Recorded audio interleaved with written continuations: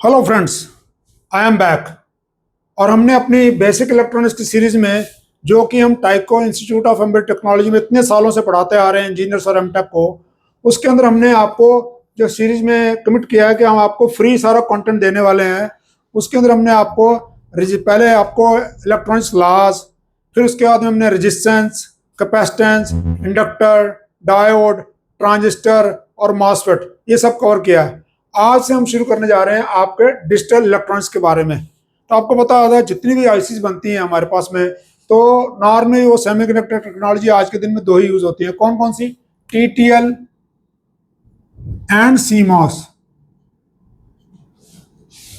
और आज के सीरीज में मैं डिस्कस करने जा रहा हूं कि इसमें क्या डिफरेंस है और कौन सी कहाँ यूज होती है नॉर्मली। तो देखिए, टीटीएल जैसा नाम है, क्या नाम होता है? Transistor transistor logic. इसका मतलब क्या है? इससे पहले डीटीएल आती थी सीरीज, डायोड ट्रांजिस्टर लॉजिक, जिसके अंदर डायोड यूज होता था, ट्रांजिस्टर यूज होता था।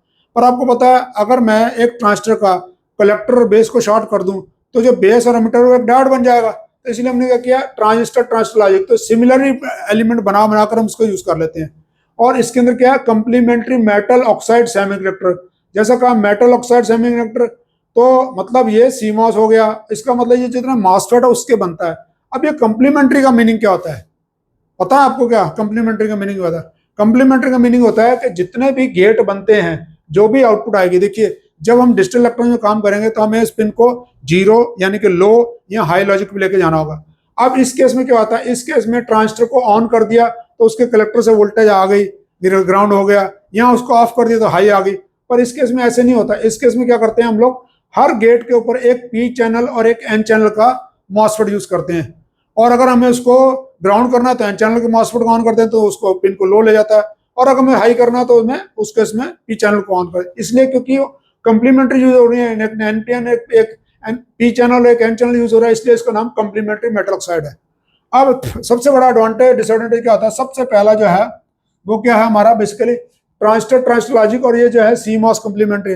ये वाला जो होता है आपको पता है, ट्रांजिस्टर लॉजिक जो होता है ये वोल्टेज कंट्रोल, करंट कंट्रोल होता है। क्योंकि इसमें बाइपोलर बीजेटी है, दोनों टाइप के जो चार्ज कैरियर हमारे पे चलते हैं, एन के भी और पी के। इस केस में क्या है आपका, ये वोल्टेज कंट्रोल होता है। क्योंकि इसके अंदर हम आपकी जो इलेक्ट्रिक फील्ड है उसको कंट्रोल करते हैं और उससे हम इसको ऑन और ऑफ करते हैं बेसिकली जो है। ठीक है, तो एक पहला बात क्या है, करंट कंट्रोल वोल्टेज। इससे क्या फर्क पड़ेगा?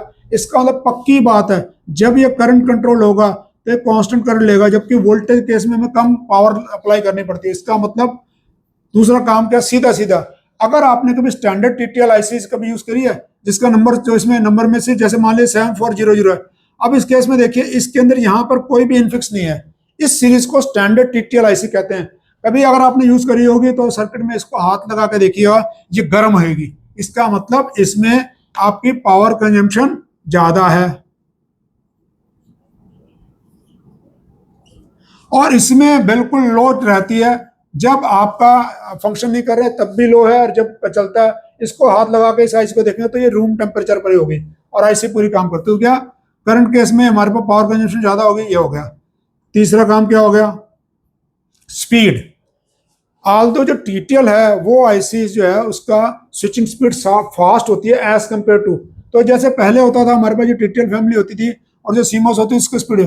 बट अब हमने बाद में क्या किया, मॉडिफाइड सीमॉस फैमिली, जिसका नंबर सीरीज शुरू होती है 74C, 74HC, 74HCT। ये सारी मॉडिफाइड सीमॉस फैमिली है। और 74 है, बट इस केस में क्या करें तो हमारे पास, तो इसकी स्पीड भी हमारे इसके कंपैरिजन में आ गई है। मतलब होता तो वैसे इसकी वेरी हाई है और इसकी हाई था, बट आज के दिन में हमारे पास ये मॉडिफाइड फैमिली से भी ये स्पीड उस कंपैरिजन में आ गई है जहां पर हमें बहुत डिफरेंस नहीं पड़ता। तीसरी बात ये आती है, अगर हम मेगाहर्ट्ज में चल रहे हैं तो मेगाहर्ट्ज आपकी डेली के काम करने के लिए बहुत है। कुछ कामों को छोड़कर, जैसे मान लीजिए आप डीएसओ बनाना चाहते हैं 1 गीगाहर्ट्ज का या 10 गीगाहर्ट्ज का डीएसओ बनाना चाहते हैं, हो सकता है तभी ऐसी काम ना करे, तब आपको इस पे जाना पड़े। सिमिलरली आपको पता है ना, जितने भी पेंटियम प्रोसेसर हैं वो सारे के सारे टीटीएल लॉजिक बनते हैं, इसीलिए उनके ऊपर फैन लगता है, इसीलिए उनकी स्पीड ज्यादा होती है। तो जो भी गीगाहर्ट्ज से ऊपर वाला काम है वो नॉर्मली सीमॉस आईसी, बट जो हमारे real day to day life activity उसमें हमारे पास है। चौथा काम क्या होता है, टीटीएल जो जब बनता है तो इसकी जब चिप फैब्रिकेशन होती है तो इसको जगह ज्यादा चाहिए। ये डेंसिटी इसकी कम होती है। वेयर सीमॉस के अंदर हमें बहुत ही कम जगह चाहिए होती है, यानी कि उसकी फैब्रिकेशन में क्या है, इसमें मोर मतलब इसमें मोर के मतलब कॉम्प्लेक्स लॉजिक बनेंगे, पर इसमें आपकी डेंसिटी जो है वो लेस है। It means it will require more area, die का मोर एरिया। इस केस में डेंसिटी जो है वो बहुत ज्यादा हाई है, मतलब कम एरिया के अंदर तो आपका कॉम्प्लेक्स सर्किट जो है वो सारे सीमॉस पे हम बनाते हैं इसको। एक और आपकी बहुत इंपॉर्टेंट चीज जिसको मैं आगे एक्सप्लेन करने जा रहा हूं, वो क्या होता है, वो जो होता है कि इसके अंदर जो है ना, जो टीटीएल आईसी होती है, इसकी आपको पता, मान लीजिए आपने 0 से 5 वोल्ट के अंदर ऑपरेट कर रहे हैं, तो इस केस में इसकी आईसी का जो आउटपुट होगा वो कभी भी मतलब रेल टू रेल जिसे हम कहते हैं 5 वोल्ट पे नहीं पहुंचेगा।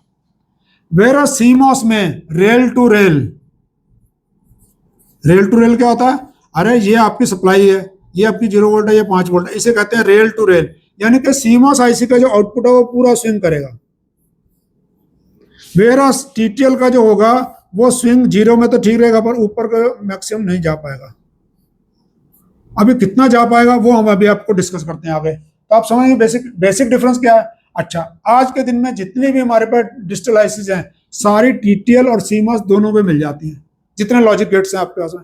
अगर जैसे मैं 7400 मैंने बात करी, तो ये पता है quad two input NAND gate है, तो ऐसे ही इसमें आईसी मिल जाएगी आपको, ठीक है ना। वैसे मैं बात करूं 4093, अच्छा इसमें आईसी का जो भी सीरीज नंबर होगी वो 74 से या 54 से शुरू होगा, XX, और जो जितनी भी सीमॉस की होंगी वो होंगी आपकी 40 से XX और 45XX। यानी कि अगर आपने लॉजिकल गेट के किसी भी आईसी के ऊपर आपने 40 नंबर देखा तो आपको समझ में आ जाना चाहिए कि वो सीमॉस की है, या 45। जैसे एग्जांपल के लिए मैं 4511, ये आपका 7 सेगमेंट डिस्प्ले ड्राइवर आईसी है, इसका मतलब क्या 45 हो गया। इधर मैं बात करूंगा आपको 74138, ये 3 to 8 आउटपुट डिकोडर है बेसिकली, तो क्या है 74 सीरीज है, तो ये टीटीएल का। तो नंबर से ही आपको पता लग जाना चाहिए आईसी का। बट अब क्योंकि पहले जो होता है जैसे ये नहीं था बीच में इनफिक्स, अब क्या आने शुरू हो गए, अब 74LS, 74ALS, 74HC, 74C, 74HCT, ऐसे करके ये मॉडिफाइड फैमिली सीरीज है। इनके अंदर जो इनकी करंट कंजम्पशन को कम किया गया और इनकी वर्किंग स्पीड को बढ़ गया। दूसरा जो स्टैंडर्ड टीटीएल आईसी होती थी वो स्ट्रिक्टली 4.75 वोल्ट से लेकर ओनली 5.25 वोल्ट तक चलती थी।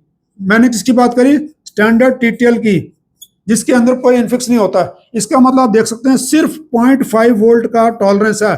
सप्लाई वोल्टेज ऊपर हुई नीचे हुई, अगर सप्लाई वोल्टेज नीचे होगी तो आईसी डैमेज नहीं हो जाएगी, आईसी काम करना बंद कर देगी। बट अगर 5.525 वोल्ट से ऊपर हो गई तो ये आईसी डैमेज हो जाएगी। वेरस ये जो सीमॉस आईसी होती है ये 3 to 15 या 16 वोल्ट या 18 वोल्ट तक तो नॉर्मल काम कर जाती है।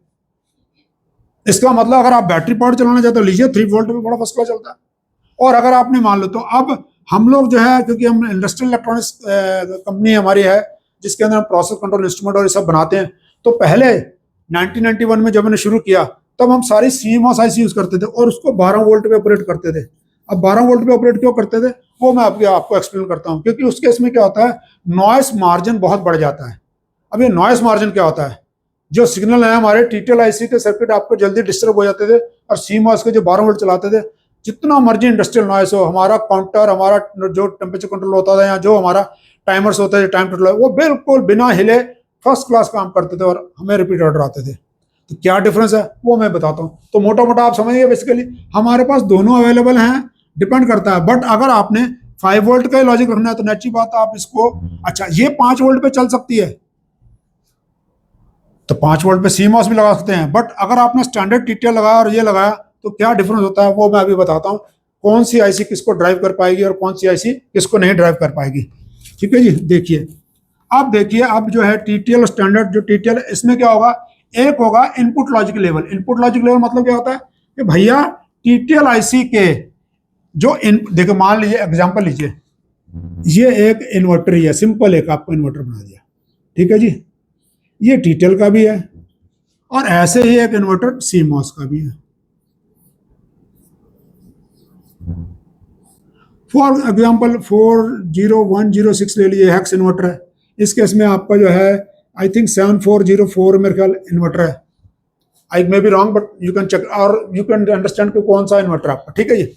अब इसमें क्या होगा, इसमें एक इनपुट वोल्टेज आएगी और एक आउटपुट वोल्टेज आएगी। अच्छा, उल्टा चलेगा क्योंकि ये तो इन्वर्टर है। इसका मतलब ये ऐसे होगा ना काम, ऐसे ही इसमें एक इनपुट आएगी और ऐसे ही एक इसमें आउटपुट आएगी भाई साहब। तो अब देखिए, जो आपकी टीटीएल फैमिली होती है उस केस में अगर मैं ये लूं 0 से 5 वोल्टेज लूं तो 0.8 वोल्ट तक का अगर इसके बीच में कोई इनपुट आता है इस आईसी के, यानी कि ये जो सिग्नल है ये इसके बीच में कहीं पे भी आया तो ये आईसी इसको जीरो लॉजिक लेके चल जाएगा।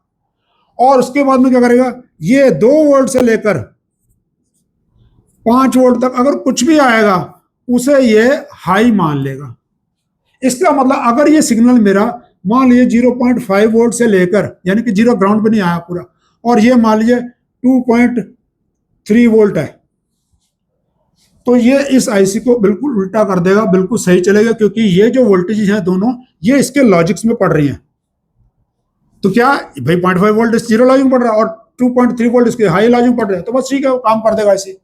बट आपका आउटपुट क्या होगा, तो इस केस में अगर मैं आउटपुट बनाता हूं इसकी, तो आउटपुट में करता है 0.4 वोल्ट तक ही ये आउटपुट देता है लो, यानी कि अगर यहाँ पर जो हाई है तो इसका आउटपुट जो लो है, इसका मतलब ये जो वोल्टेज है ना, ये वाली वोल्टेज, ये आपकी वोल्टेज 0 से 4.4 वोल्ट तक हो सकती है, और जो हाई होगा वो लीजिए वो 2.4 वोल्ट से होगा।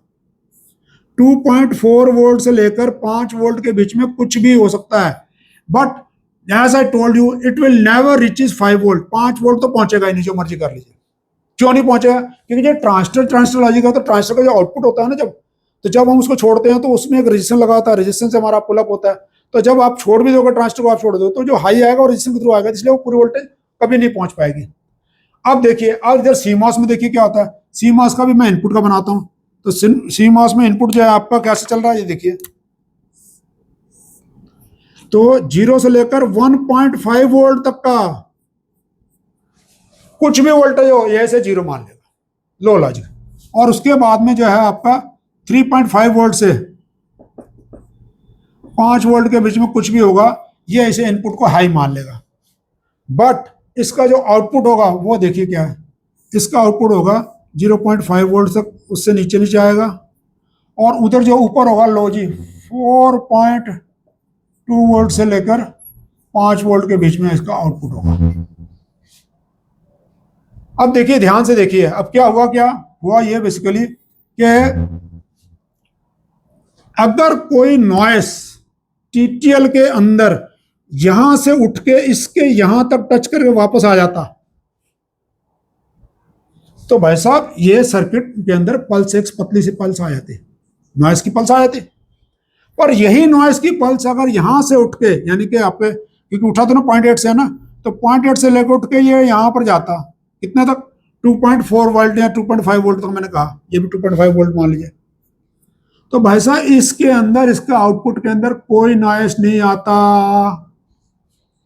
यही मैं डिफरेंस आपको समझाना चाहता हूं कि इसके अंदर जो है वो गैप ज्यादा है, जिस वजह से हमारे, और अच्छा अभी तो मैंने 5 वोल्ट पे चलाया, अगर मैं इसे 12 वोल्ट कर दूं ब्रदर तो लो कर लो बात जी, 12 वोल्ट कर दूंगा तो हो सकता है ये 9.5 वोल्ट हो जाए। इसका मतलब इवन 5 वोल्ट की स्पाइक जो इसको आराम से डिस्टर्ब कर देगी, हमारे सर्किट को कूलली चलने देगी, कोई नॉइस में आउटपुट नहीं आएगी। दैट वाज द रीजन जो है हम अपने इंडस्ट्रियल इलेक्ट्रॉनिक्स में सारे जने ये यूज करते थे इसको, ठीक है ना। अब इसके अंदर एक और बड़ा कॉम्प्लेक्स चीज है, और वो क्वेश्चन है जिसमें मुझे पहली जॉब मिली थी 1991 में। मुझे जो पहली जॉब ऑफर हुई थी, डीआरडीओ साइंटिस्ट डॉक्टर जो मिस्टर गांधी थे, क्या नाम उनका, तो उन्होंने मुझसे वो क्वेश्चन पूछा था और मैंने वो क्वेश्चन का आंसर दिया था। उन्होंने मुझसे सिर्फ 3 क्वेश्चन पूछे, 3 क्वेश्चन के बाद ही मुझे जॉब मिल गई थी। इसीलिए ब्रदर मैं आप लोगों को कहता हूं, अगर आपके फंडामेंटल्स, अगर आपने बुक्स ध्यान से पढ़ी हूं, कॉलेज की पढ़ाई बहुत इंपॉर्टेंट है, पर अगर आपने बुक्स ध्यान से पढ़ी और उनका ये मीनिंग समझाओ तो आपको पहले इंटरव्यू में जॉब मिल सकती है। अगर आपके हमारे जो हम पढ़ा रहे हैं आपको अच्छा लग रहा है, इंटरेस्ट जाग रहा है, और भी कुछ क्वेश्चन जानना चाहते हैं नीचे कमेंट लिखें, और हमारे चैनल को लाइक शेयर सब्सक्राइब करें और अपने उन दोस्तों के साथ जरूर शेयर करें जिनकी अभी तक जॉब नहीं लगी। Thank you and have a nice day.